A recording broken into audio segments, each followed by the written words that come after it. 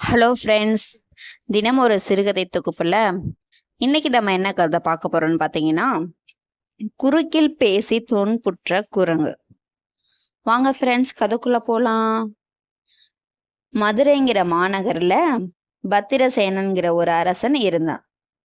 அவனோட மகள் பார்த்தீங்க அப்படின்னா ரொம்ப ரொம்ப அழகான ஒரு பொண்ணு. அழகுலையும் சரி, அறிவுலையும் சரி, அவளை மிஞ்ச அந்த மதுரை மாநகரத்துல வேற பெண்மணிகளே கிடையாது. அதனால அந்த பத்திரசேனன் தன் மகளை மிகவும் பாதுகாப்பாகவும் நல்ல வரன் கிடைக்கும்படி எல்லா அரசர்களுக்கும் தூது விட்டிருந்தான். இதை தெரிஞ்ச ஒரு அரக்கன் என்ன பண்ணான் அப்படின்னா, இவ்வளவு அழகும் அறிவும் உள்ள ஒரு பொண்ணு தனக்கு தான் மனைவி ஆகணும்னு சொல்லி நினைச்சு அந்த பத்திரசேனன்கிற அரசனோட மகளை நம்ம எப்படியாச்சும் கைப்பற்றிடணும், அவளை எப்படியாச்சும் நம்ம தூக்கிட்டு நம்ம அரச குலத்துல வச்சு நம்ம அவளை கல்யாணம் பண்ணிக்கணும் அப்படின்னு சொல்லி ஒரு அரக்கனுக்கு ஒரு ஆசை வந்துருச்சு. இதனால அந்த அரக்கன் என்ன பண்ணா அப்படின்னா, அவங்களோட பொண்ணை தேடி மதுரை மாநகரத்துக்கு வந்தான். அங்க பாத்தீங்க அப்படின்னா, அந்த பத்திரசேனனுடைய பொண்ணோட பேரு ரத்தினவதி. அந்த ஊர் மக்கள் எல்லாம் ரத்தினவதியை பத்தி ரொம்பவும் நெகிழ்ச்சியா பேசுறாங்க. ரத்தினவதியோட அழகுக்கும் அவருடைய பொறுமைக்கும் அவருடைய தானம் கொடுக்கிற சிறப்புக்கும் அளவே இல்லை அப்படின்னு சொல்லிட்டு ரொம்ப பெருமையா பேசுவோம். இன்னும் அந்த அரக்கனுக்கு சந்தோஷம் தாங்க முடியல.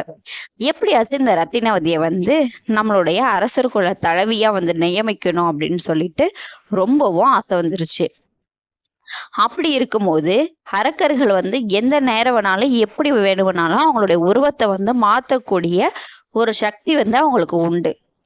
நேரா அந்த அரண்மனைக்கு போய் அந்த அரக்கன் தான் மிகவும் இளமையானவங்க மாதிரி காமிச்சிட்டு, நம்ம எப்படியாச்சும் ரத்தினவதியோட மனசை நம்ம கலைச்சி நம்ம கூட கூட்டிட்டு போயிடணும் அப்படின்னு சொல்லி அவன் யோசிச்சான்.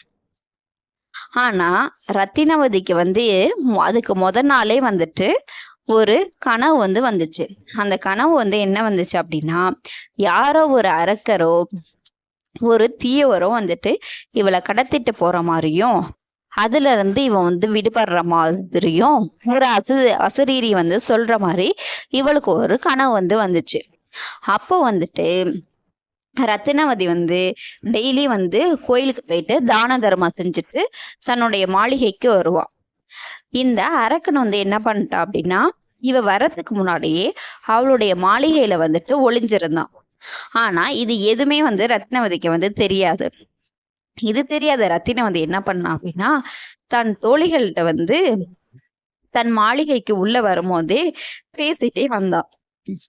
தோழிகளே, இந்த மாதிரி என்னை ஒரு அரக்கன் ரொம்ப கவர்ந்து கொண்டு போற மாதிரியும், அவன் என்னை ரொம்ப உருகி காதலிக்கிற மாதிரியும் அப்படின்னு சொல்லிட்டு இந்த மாதிரி ஆக்சுவலி ரத்தினவதி இது கனவுதான் கண்டிருப்பான்.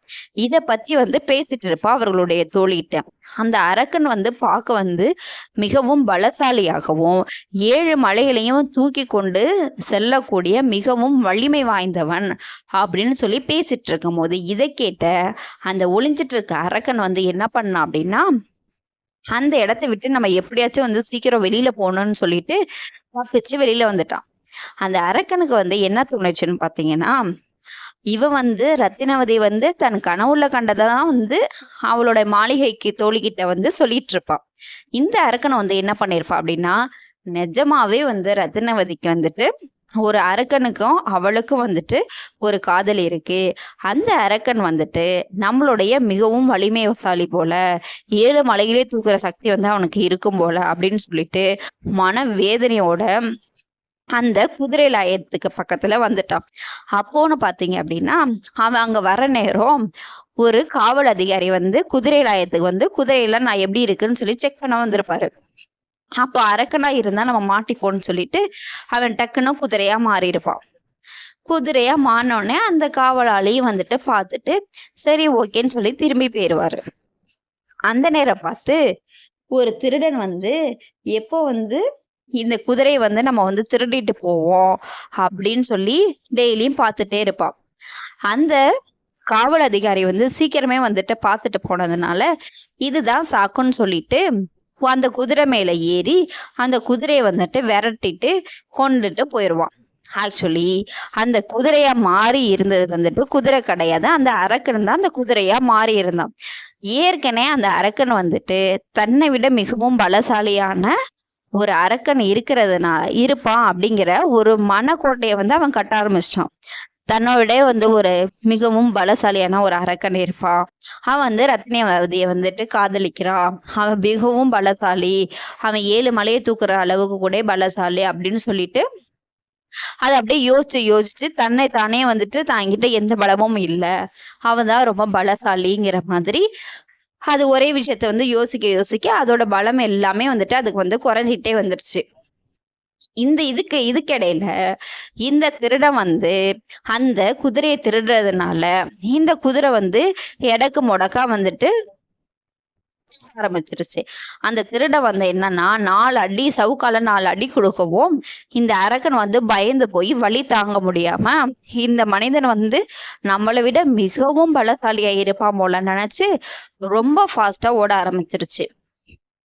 இப்படி ஓடிட்டு இருக்கும்போது ஒரு ஆலமரத்துல இந்த திருடனுக்கு வந்து என்ன பயம் வந்துச்சு அப்படின்னா, ஆகா இந்த குதிரை வந்துட்டு மிகவும் வலிமை வாய்ந்த குதிரை போல, இத வந்து நம்மளால வந்துட்டு என்ன பண்ண முடியாது அப்படின்னா ஓட்டிட்டு போக முடியாது போல, இது வந்து மிகவும் வந்து ஆபத்தா போகுது, ரொம்பவும் ஃபாஸ்டா போகுதுன்னு நினைச்சு அந்த ஆலமர விழுதுல வந்துட்டு ஒரு விழுத வந்து நல்லா பற்றி கொண்டு அந்த குதிரையில இருந்து தப்பிச்சிருவான்.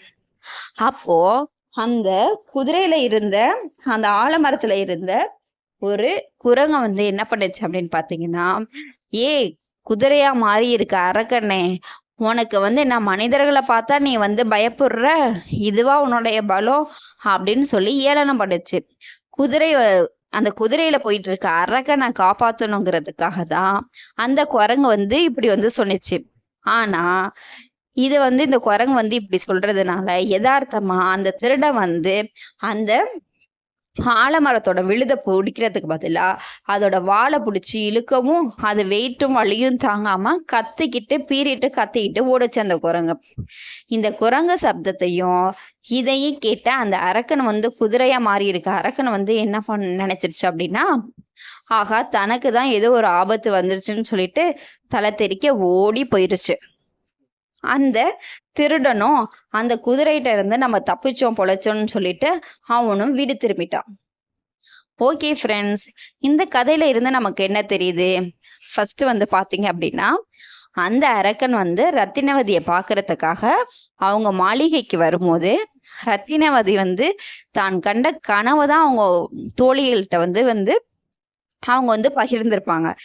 இதை கேட்ட எந்த அரக்கன் வந்து என்ன நினைச்சிருக்கோம் அப்படின்னா, தன்னை விட ஒரு பலசாலி இருப்பதாகவும் அப்படி இப்படின்னு சொல்லி அதுவே ஒரு மனக்கோட்டை கட்டி அது வந்து என்ன பண்ணுச்சு அப்படின்னா வெளியில குதிரையா மாறிடுச்சு. இந்த குதிரையா மாறின இந்த அரக்கன் வந்து என்னன்னா ஒரு மனிதன்ட்டாகப்பட்டு அவன் வந்து திருடிட்டு போய் அவனை காப்பாத்தணும், அந்த அரக்கனாகி அவனை காப்பாத்தணும்னு நினைச்ச அந்த குரங்க வந்து என்ன பண்ணுச்சு அப்படின்னா அந்த அரக்கனுக்காக சப்போர்ட் பேசும்போது அந்த மனிதன் வந்து ஆலமர விழுதுன்னு நினைச்சு அதோட வாழை பிடிச்சி தொங்கும் போது தேவையில்லாம அந்த குரங்கு வந்து மாட்டிடுச்சு. இதுல இருந்து என்ன தெரியுது? இந்த சம்பவம் நடக்கிறதுக்கும் அந்த குரங்குக்கும் சம்பந்தமே இல்லாத ஒரு விஷயத்துல வந்துட்டு தலை கொடுத்ததுனால அந்த குரங்குக்கும் தேவையில்லாத வேதனை வந்து பட்டு போச்சு. இது மாதிரிதான் ஃப்ரெண்ட்ஸ், நமக்கு தேவையான விஷயத்துல மட்டும்தான் நம்ம தலையிடணும், தேவையில்லாத விஷயத்துல வந்து நம்ம எப்போதுமே தலையிடக்கூடாது.